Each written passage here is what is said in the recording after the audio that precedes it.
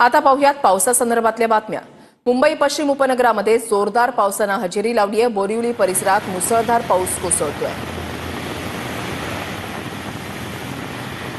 संपूर्ण राज्यभरात पावसानं जोर धरलेला आहे। वेगवेगळ्या भागामध्ये तुफान पाऊस पडतोय आणि मुंबई आणि उपनगरामध्ये सुद्धा जोरदार पावसानं हजेरी लावलेली आहे। मध्यरात्रीपासूनच मुसळधार पाऊस चहूबाजूला कोसळतोय। कांदिवली, बोरिवली, आरे गोरेगाव परिसरामध्ये दृश्य आपण पाहताय।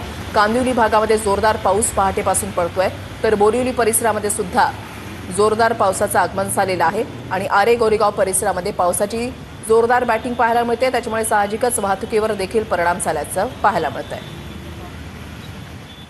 इकडे वाशिमच्या पिंपरी सरहद परिसरामध्ये उतावळी नदीला पूर आल्यानं शेतीचं मोठं नुकसान झालंय। शेतकऱ्यांवर एका महिन्यामध्ये तिसऱ्यांदा पेरणी करण्याची वेळ आलेली आहे। मात्र यासाठी त्यांच्याकडे पैसेच शिल्लक नसल्यानं ते पूर्णतः हताश झाल्याचं सांगत आहेत।